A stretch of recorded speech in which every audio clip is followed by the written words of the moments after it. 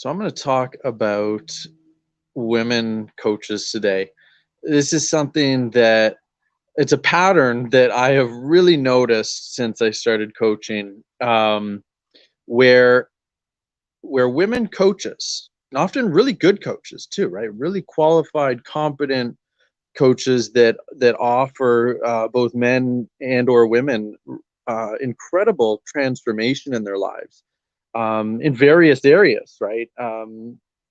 They're the ones that ironically have some of the most dysfunctional relationships, right? And I'm talking about coaches in business, but I'm also talking about coaches in all kinds of areas, the empowerment relationships, right? Dating, everything, which is um, it's really unfortunate, and I would probably say like 25, maybe 35% of my clients have actually been women coaches that are really struggling in their relationships despite all the success that some of them are very successful in coaching, some less so, but a lot of them are very successful in their businesses.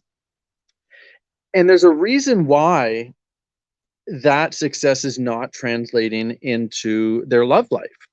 And that's because coaching is a very, masculine, masculine practice.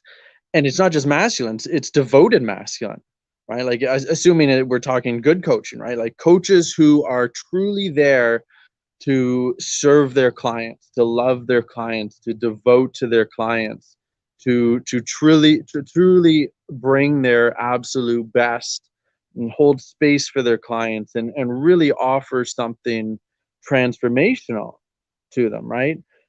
That's devoted masculine. That is trying to get an outcome, right? And trying to get an outcome, that is always masculine energy when you're trying to get an outcome. And that outcome is in service to others, right? It's to somebody else. It's an open heart, really offering your best, like your love, you're offering space, offering information, offering the best that you have.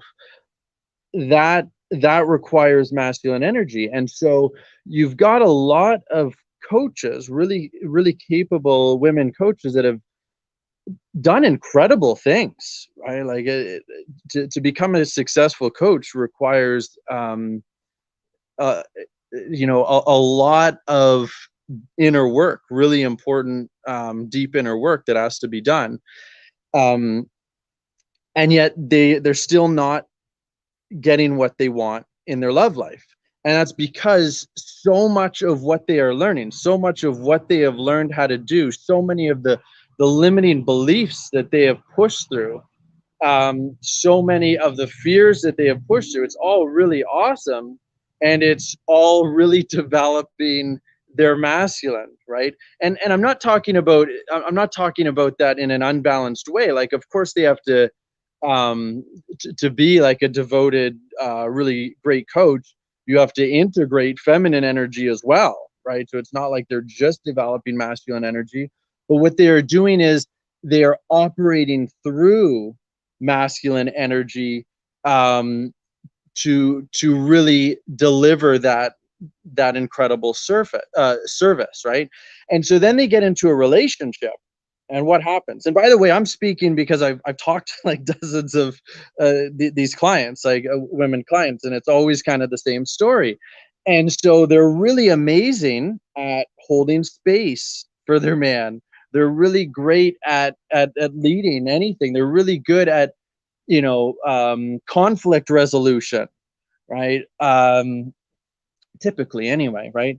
They have all of these great skills and um, you know things to offer, but the problem is none of that is helpful in relationships, and in many ways it's just a detriment, because no matter how good a coach is at delivering an incredible service and transformation to their clients, the only thing that they are going to be offering a man, if that's how they're operating in a relationship, is emasculation, right? And it's almost worse because they're so competent at it that it's so much easier for the man to get into a more feminine role.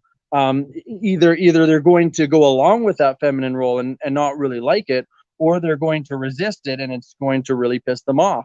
And I actually have a bit of experience from this in my relationship. My wife was never a coach, but she's incredibly emotionally mature, has really well developed masculine energy.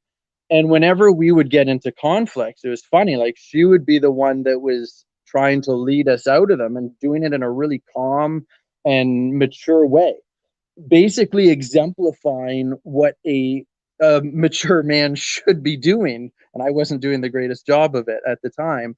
And unfortunately, what she was doing was actually making me, I'm not saying this in a way where I'm not taking responsibility for my own actions, but it was compelling me to actually be less mature, right? And because I was more in that feminine role, and I just found it really annoying, and didn't really know what to do about it.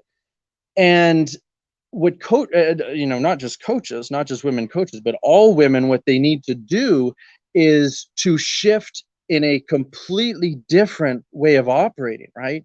In a way where you're not holding space for a man at all. That's not a woman's job. She's the one that should have space held for her.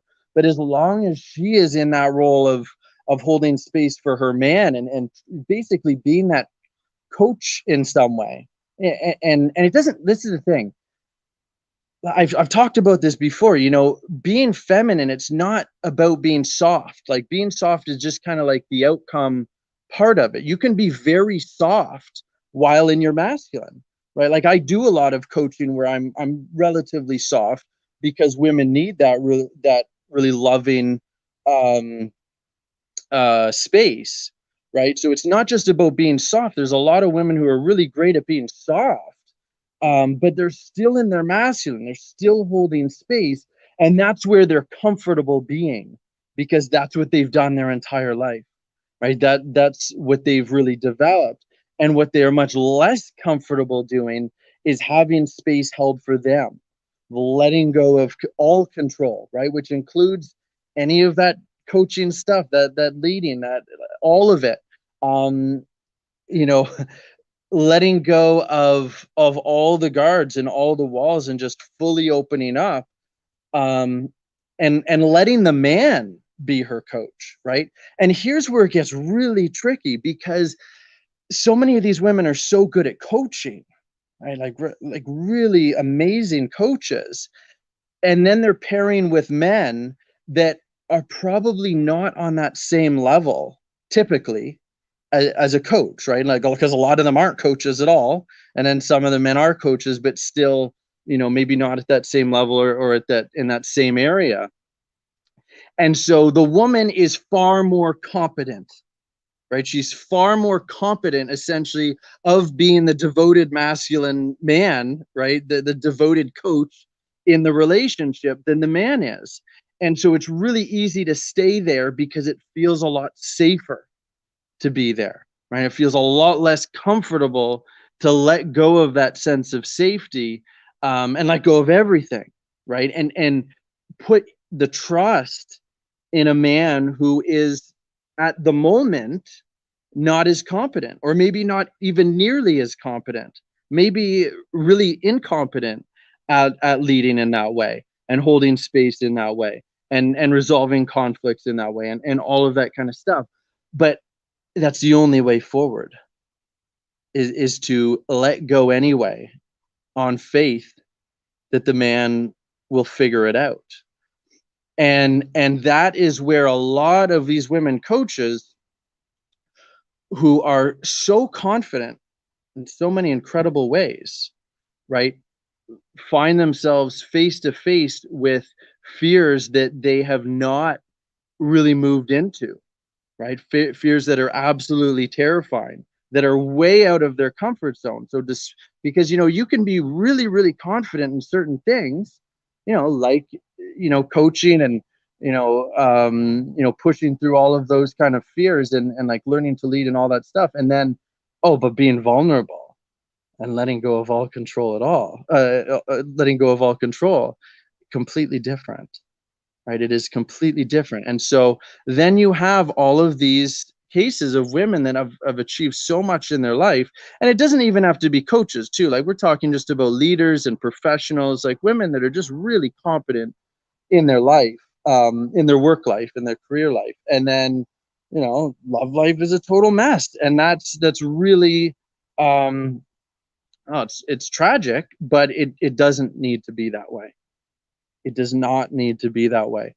And one of the things that women that are in that position need to, they need to get to a place of really having, we'll say, humility, and realizing like, wow, okay, yeah, I'm really good at this stuff, but I am completely lost, and I still don't know what I'm doing, and need support, right? I need support to get this figured out. And that can be difficult to really even admit to oneself, let alone to anyone else. But it's going to be the only way to really make this massive, massive shift that needs to take place, right? Because it is a completely 180 from the energy of being the coach, of being like, it's the man that needs to be the coach, right? Whether he's competent at it right now or not. And so if you're in that position, right, whether you're, either as a coach or some kind of professional or whatever it is, and you're really finding like, just no matter what is going on in your love life, every single man or the man that you're with right now, it's the same kind of thing. And why is, I just, the men are just never really stepping up, and they're not giving you what you need, right? And you find like you still have to do all of this work. You're not able to just let go of all control, right? There's a reason for that, and there is a way to completely shift out of it very quickly and get everything that you want and really inspire your man to step up in incredible ways, right? And to become your coach and to love being your coach and to love holding space for you and to love giving you everything that you need, all the things that you felt like you had to keep giving in the relationship, which is not your job at all, right? Your job is just to receive, all the love from your man without reciprocating in that masculine kind of way, right? It's just to open yourself fully and to let go of control. And that's going to be really scary, and that's going to be very difficult because it's the exact opposite of what you've been doing. And when you are willing to really open yourself to that and realize like, yeah, I need help and I want help, right? And I don't want to do this on my own. And coaches often have figured that out, that fortunately developed that mindset of like, I shouldn't be doing everything on my own because it's a waste of time to try to figure out everything on my own, right? It's going to take 10 times longer if it happens at all. If you're at that point, you realize like, I really do want support, and because I'm scared, and I want help moving through all this fear and figuring out what I'm not doing right. Like, how do I shift to be fully in my feminine energy and stay in my feminine energy? That's what I want to help you with. That is what I help women with, right? And if that's the place that you're in, and it's this is the thing, it's got to be the most important thing in your life. If the most important problem that you want to get figured out is like how to, get an extra figure in your business, go from 6 figures or 7 figures or 5 figures to 6 figures or whatever, then you're probably not going to get your love life problem solved because you're not prioritizing it. You don't care enough about it. This needs to be the number one focus in your life, that you're like, I am done getting less than I deserve, right? I'm done struggling in these relationships and not being able to inspire men easily and effortlessly. Because when you are at that point where this is the most important thing, that's when it's time to book a call with me. That's when it's time to go to relationshipyourdreams.com and book a call so we can talk about everything that you're experiencing in your love life. And it's probably going to be really similar to most women that tend to struggle with the same issues, right? Letting go of control, not leading anything, right? Especially being able to open up and be truly vulnerable, right? To be free in that way where you're not holding anything back, and you never and you know having that ability to never control anything, and never feel that need to lead in any way, because you know and have total trust and faith that all you need to do is express your heart, just be fully vulnerable, be fully open in that beautiful way. That's all that you need to do. But developing that belief and being capable of even doing that is so much harder than it sounds, right? It's really difficult. There's a lot of fear there. There's a lot of blocks there that need to be overcome, but you can overcome them. It's going to be extremely difficult to do it unless you get support for it, and that's where I come in. That's where I want to support you. So if that's where you're at and it's the most important thing in your life, go to relationshipyourdreams.com, book a call with me, and we'll talk all about your problems, and get to the root of why, so that we can help you step into a real solution that's going to help you transform all of this.